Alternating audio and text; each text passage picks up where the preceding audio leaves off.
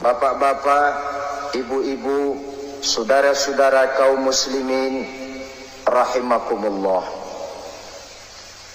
Murai di dahan dan koko ayam di kandang, dunia ini penuh dengan berbagai macam kesibukan. Sejak dari petani yang turun ke ladang, pedagang yang berangkat ke pasar, pelajar yang menuju sekolah, sampai kepada pegawai yang berangkat ke kantor, seluruhnya tidak lain untuk mencari sesuatu yang bernama bahagia. Setiap orang menginginkan kebahagiaan, dan tidak seorang pun menginginkan kesengsaraan dalam kehidupan ini. Namun nyatanya tidak setiap orang yang ingin bahagia mengetahui jalan yang harus ditempuhnya untuk sampai kepada kebahagiaan itu. Maka pada kesempatan pertemuan kali ini, saya ingin menyampaikan sebuah hadis dari junjungan kita baginda Nabi besar Muhammad sallallahu alaihi wasallam yang termuat dalam kitab Mukhtarul Ahadits An-Nabawiyah, di mana beliau bersabda, arba'un min sa'adatil mar'i. Ada 4 perkara yang merupakan tanda dari orang bahagia. Saya mau tanya, di antara saudara-saudara yang hadir di sini, apa ada yang kepengen jadi orang sengsara? Seluruhnya tentu ingin mendapatkan kebahagiaan. Maka menurut resep dari Nabi kita, tanda orang bahagia itu 4. Jadi kalau saudara ingin bahagia, harus mempunyai 4 perkara ini. Yang pertama, orang bahagia itu kata Nabi, darun wasi'un. Punya rumah biar bagus asal gede. Enak ngaturnya, daripada sudah punya rumah kecil, adanya di pinggir kali, gubuk, kalau hujan bocor, miring lagi, kiamat. Loh, kalau gitu Islam materialis dong. Hadis ini boleh diartikan dengan makna hakiki, arti yang sebenarnya. Boleh diartikan dengan makna majazi, arti kiasan. Kalau dia diartikan dengan arti kias, maka yang dimaksud darun wasi'un ay qalbun wasi'un. Rumah yang luas tidak lain daripada hati yang lapang. Karena di situ kunci kebahagiaan yang sebenarnya. Walaupun kita cuma tinggal di petak berukuran 2 kali 3 meter, kalau hati kita luas rasanya rumah itu. Tapi biar rumah kita halamannya saja puluhan ribu hektar, ada kolam renangnya, kamar tidurnya tidak lagi terhitung. Kalau hati yang menempati rumah itu sempit, maka akan terasa sempit jugalah rumah itu. Tempat bergantungnya tidak lain adalah hati. Marilah kita mencoba melihat berbagai pandangan orang tentang bahagia ini. Ada orang menyangka bahwa bahagia itu kalau dia mendapatkan harta yang sebanyak-banyaknya. Siapa yang banyak harta, dialah raja. Apa yang dia mau, seluruhnya bisa dibeli. Keamanannya, dia bisa menyewa petugas. Seluruh fasilitas untuk menyenangkan kehidupannya bisa dibeli. Pendeknya, hartalah segala-galanya dalam kehidupan. Sampai ada pepatah mengatakan, innad darahima fil amakini kulliha taksur rijala mahabatan wa jalala. Sesungguhnya harta, dinar, dirham, uang di mana-mana selalu bikin hebat orang yang memilikinya. Coba lihat, orang yang punya duit sama yang enggak punya duit, jangan gaya hidupnya, gaya jalannya aja lain.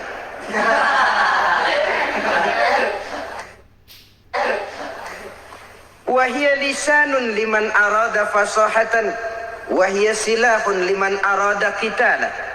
Uang adalah senjata yang paling ampuh bagi orang yang mau pergi perang, dan lidah yang paling fasih bagi orang yang mau bicara.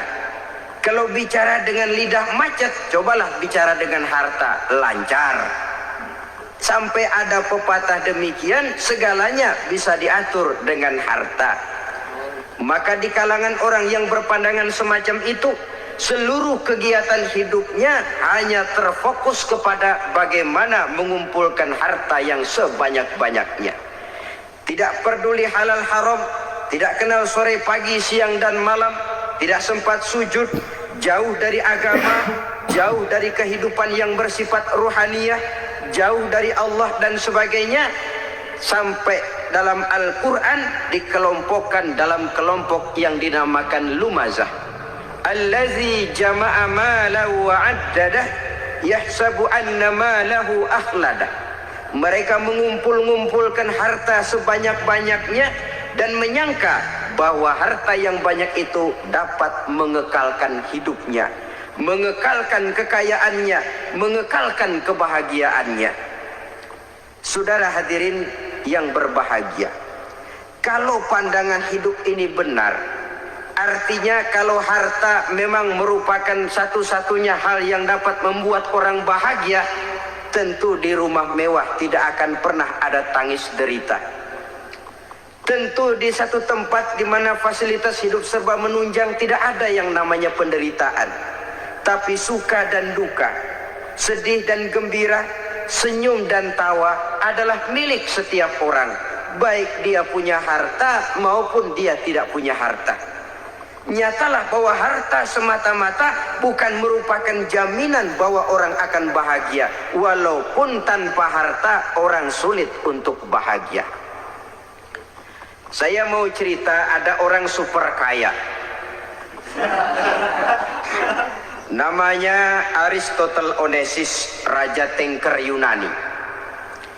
Dia punya kapal tanker saja konon sampai 11 banyaknya.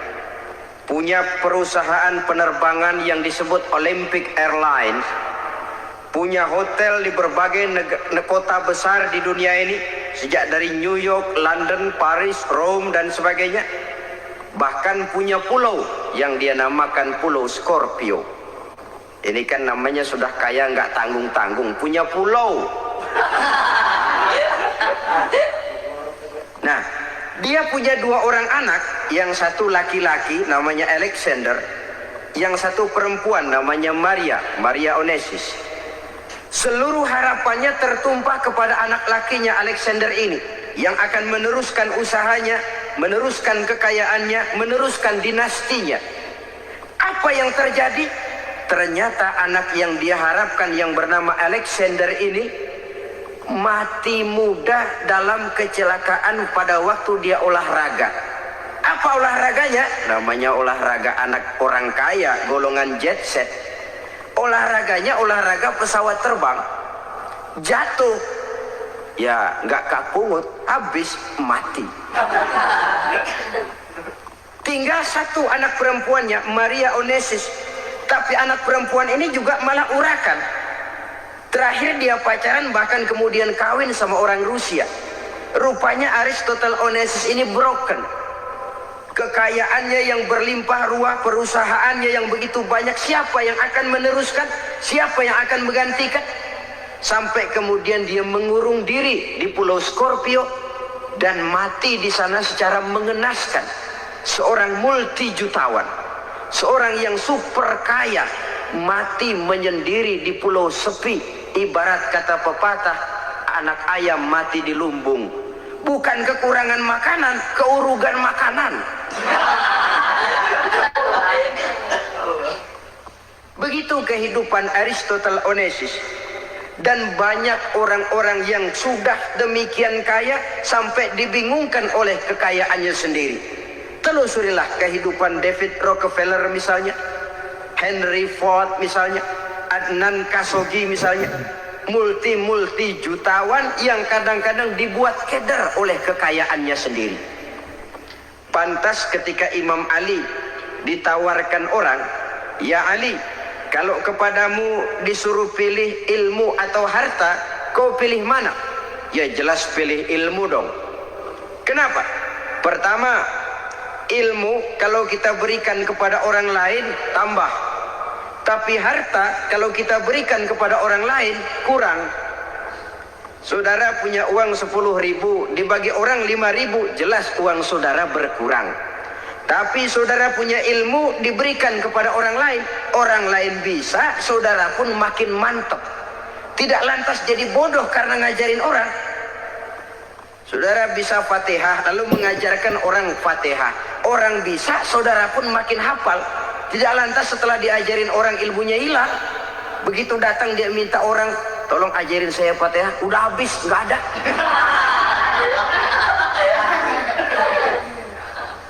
Yang kedua kata Imam Ali, ilmu menjaga kita. Kalau harta kita yang harus jaga. Makin banyak ilmu makin terpelihara diri seharusnya. Tetapi makin banyak harta makin bingung kita jaganya. Sampai kadang-kadang kalau perlu seluruh keliling rumah dipasangi alarm. Belum cukup disewakan anjing besar-besar, pasang di depan pintu, awas anjing galak. Masih belum cukup juga cari centeng tukang-tukang kepruk jaga rumah. Masih terasa belum aman, padahal rumahnya dikelilingi tembok besar. Di balik tembok ada pintu-pintunya tebal. Di balik pintu itu terbuka masuk kamar, kamar pun ada pintunya, pintunya pun kuat. Masuk ke dalam kamar ada lemari, lemarinya pun pintunya kuat, dikunci, kuncinya pun kuat. Tapi terhadap seluruhnya yang timbul cuma sekedar was-was saja. Kesimpulannya sekali lagi, tanpa harta orang memang sulit untuk bahagia. Tapi harta semata-mata tidak merupakan jaminan orang akan bahagia. Dengan hati yang luas, itu modal utama untuk mencapai kebahagiaan hidup. Orang yang hatinya luas, saudara-saudara, punya hati yang lapang, melihat kenyataan hidup ini, dia bersyukur senantiasa kepada Allah. Lantas tidak timbul hasud dan iri hatinya. Oleh karena itu, jiwanya selalu lapang. Kalau tidak, cupik hati namanya.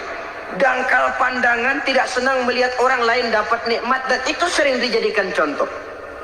Kalau orang yang lapang dada, dia lihat tetangganya beli TV baru, dia berkata, alhamdulillah ya, tetangga kita beli TV, mudah-mudahan kita bisa ikut nonton.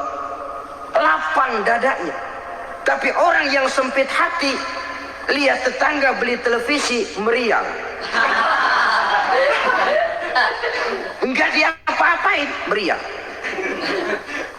Besoknya dengar tetangga beli motor, makin sakit, ke rumah sakit. Lalu di rumah sakit dengar tetangganya beli mobil, mati. Disiksa oleh perasaannya sendiri. Orang kalau hati sudah sempit dalam hidup, kemanapun dia pergi, sempit rasanya medan kehidupannya. Kemudian kita melihat juga ada orang yang menilai bahwa bahagia itu katanya kalau punya kedudukan yang tinggi, pangkat yang agung, wibawa yang besar. Mungkin betul, tapi mungkin juga tidak. Bergantung kepada hati orang yang punya pangkat itu. Sama dengan harta tadi. Harta akan membawa bahagia kalau dia jatuh ke tangan orang yang berhati lapang. Tapi harta akan jadi bencana kalau jatuh ke tangan hati orang yang sempit. Pangkat akan membawa bahaya kalau jatuh di tangan hati orang yang sempit. Lebih dari itu, kenyataan mengajarkan kepada kita bahwa ternyata pangkat dan jabatan tidak selamanya memberikan kebahagiaan dalam kehidupan. Bahkan resikonya kelewat besar. Beberapa bukti kita bisa ambil dari para pemimpin dunia yang menjadi korban lantaran pangkat dan jabatan yang disandangnya. Saudara ingat Presiden Abraham Lincoln dan John Kennedy dari Amerika?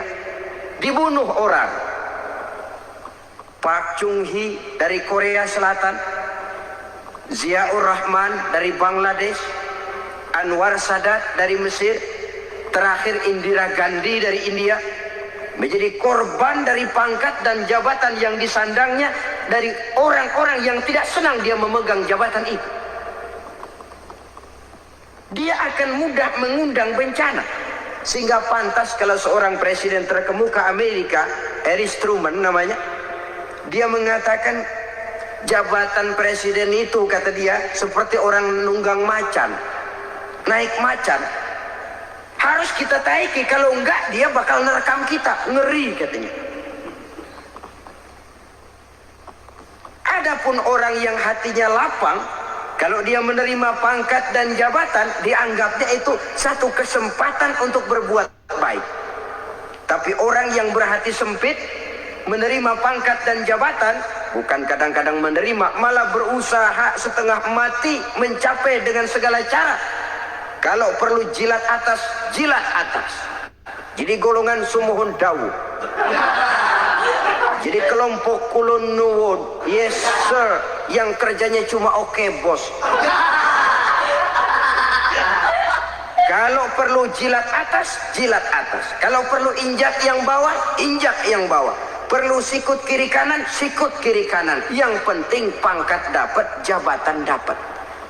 Orang yang semacam ini, kalau sudah mempunyai pangkat dan jabatan, biasanya dia tidak menganggap itu sebagai amanah, tidak menganggap sebagai kesempatan berbuat baik, tapi malah kesempatan untuk memperturutkan hawa nafsunya yang dilatar belakangi oleh kesempitan hatinya tadi.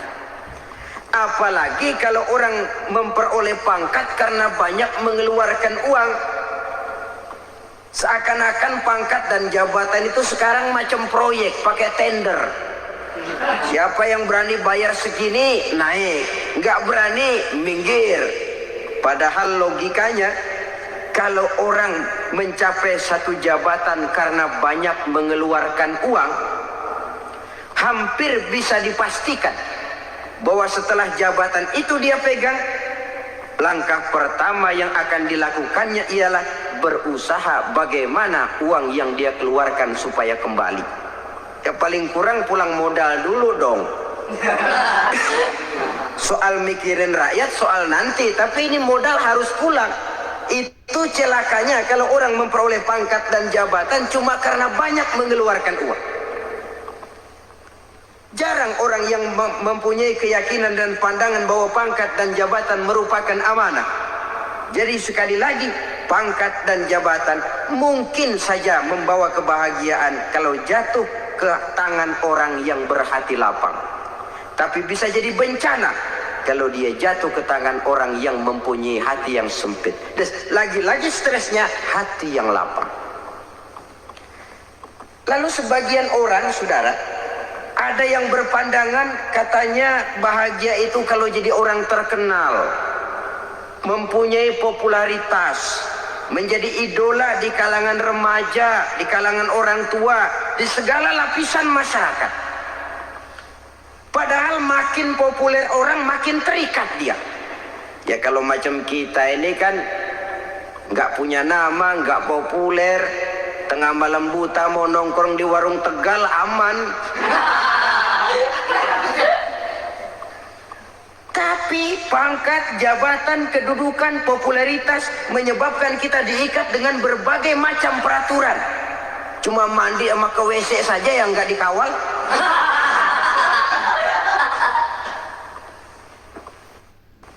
Benarkah popularitas, ketenaran membawa kebahagiaan? Mungkin. Ya, tapi mungkin juga tidak. Kenapa? Banyak orang-orang populer yang mengakhiri hidupnya secara tragis.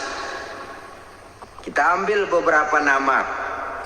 Di Amerika tahun 60-an ada bintang seksi paling terkenal yang dijuluki sex bomb. Bom seksi. Sampai sekarang jadi legenda, namanya Marilyn Monroe. Singkatan dobelnya itu inisialnya MM, Marilyn Monroe. Terkenal, top, sampai dia mati tahun 62. Namanya sekarang masih saja dibicarakan orang. Kenapa dia bunuh diri? Tidak punya hartakah dia? Banyak. Kurang populerkah dia? Seluruh dunia mengenalnya. Sejak rakyat kecil sampai pejabat tinggi dia punya hubungan. Kenapa? Jenuh. Dia terlahir dalam keadaan yatim. Setelah itu tidak lama dia berangkat remaja, ibunya meninggal. Pindah dari wanita asuh ke wanita asuh sampai 12 orang ibu angkatnya. Dan kekecewaan yang paling parah, setiap laki-laki yang dekat dengannya hanya seperti kapal berlabuh, datang dan pergi silih berganti. Padahal dia merindukan seseorang yang bisa melindungi hidupnya. Dia rindukan itu dan dia tidak pernah menemukan. Itu yang akhirnya menyebabkan dia minum pil tidur kelewat dosis, minum obat tidur kebanyakan, ya tidur terus sampai sekarang.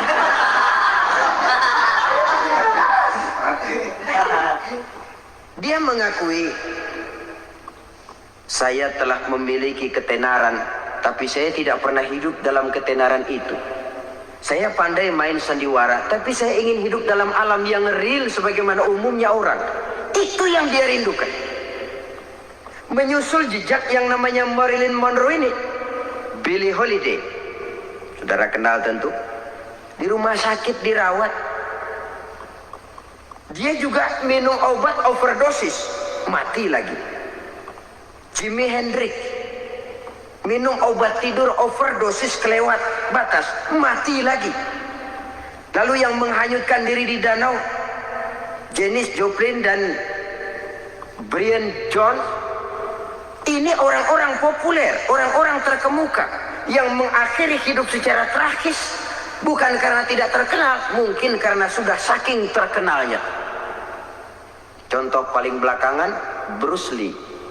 Wah, ini tukang-tukang keprok tentu kenal siapa dia. Sampai sekarang pun tabir kematiannya masih merupakan misteri. Dan yang masih hidup juga menunjukkan gejala yang aneh. Michael Jackson, rumahnya di Beverly Hills itu dijaga sedemikian rupa, dan dia selalu curiga kepada setiap makanan harus steril, bersih dari segala macam kimia. Kemana dia pergi, itu tukang-tukang keprok sudah selalu menjaga dan mengawal, dan dia seakan takut menunjukkan mukanya yang asli. Hingga kalau tampil ke tengah di luar show, dia kadang memakai pakaian yang tidak menunjukkan dia yang sebenarnya, takut dikenali orang. Ternyata popularitas sering jadi momok yang meracuni kehidupan manusia. Oleh karena itu, benarlah junjungan kita pada saat beliau mengajarkan orang akan bahagia kalau dia mempunyai hati yang lapang. Nah, sekarang masalahnya untuk mendapatkan hati yang lapang, caranya bagaimana? Kita kembali kepada konsep Quran. Allah mengajarkan, ala inna bi dzikrillahi tatmainnul qulub. Ketahuilah bahwa dengan banyak mengingat Allah, hati akan tenang, jiwa akan lapang. Dengan kata lain, dekat dengan agama, merasakan kehadiran Allah dekat dalam hidup, itu muara pertama untuk mencapai hati yang lapang. Ala inna bi dzikrillahi tatmainnul qulub. Jangan macam orang sekarang ingin mendapatkan ketenangan lalu tapak di puncak gunung, di gua-gua, di tempat sepi. Iyalah kalau nggak ada ular. Kalau tergigit ular berbisa, ketenangan belum, mati jelas itu. Islam positif untuk mendapatkan ketenangan. Ala inna bi dzikrillahi tatmainnul qulubi. Bahwa ketahuilah bahwa dengan banyak mengingat Allah, hati akan tenang, jiwa akan lapang, nuansa pikiran akan luas. Karena yang namanya bahagia ada dimanapun manusia berada. Di kampung ada bahagia, di kota ada bahagia, di ngarai, di lembah, di gunung, di hutan, di lautan, di angkasa luar, dimanapun bahagia itu ada kalau kita bermodalkan hati yang lapang ini. Dan hati akan lapang kalau kita dekat dengan agama. Dekat dengan harta buat sementara hati mungkin tenang, tapi ketenangan yang relatif dan temporer. Apalagi orang tiap kali tambah harta, tiap kali tambah rencana, itu wajar. Mungkin sebelumnya saudara berpikir, kalau punya duit 5.000 enak nih. Begitu punya duit 5.000, aduh sayang kalau 10.000 aja. Tiap kali tambah harta, tiap kali lain rencana. Makin banyak rencana, makin menjauhkan kita dari yang namanya ketenangan. Padahal ketenangan merupakan unsur utama untuk mencapai bahagia. Dan ketenangan itu bermuara dalam hati manusia. Tengoklah kehidupan ini. Orang yang banyak harta dengan orang miskin, berbedakah rasa sakit yang mereka tanggungkan? Rasanya tidak. Walaupun si kaya tidur di kasur empuk berselimutkan sutra mahal, sementara si miskin meringkuk di balai bambu yang keras dan kasar. Apabila maut datang, dia juga tidak pernah pilih bulu. Maut datang menjemput si kaya di singgasana keemasannya, dikelilingi oleh para pengasuh, dayang dan idang serta para pengawal. Dan maut pun datang menjemput si miskin papa, sehingga ia tergelepar di tepian jalan. Kedua-duanya bernama mati. Kalau nyata bahwa sakit yang ditanggung si kaya tidak beda dengan sakit yang ditanggung si miskin, bukan harta semata yang membuat orang bahagia. Hati yang tenang, jiwa yang lapang penuh kedamaian, karena banyak berzikir dan mengingat Allah, itu merupakan modal utama untuk mencapai sesuatu yang bernama bahagia.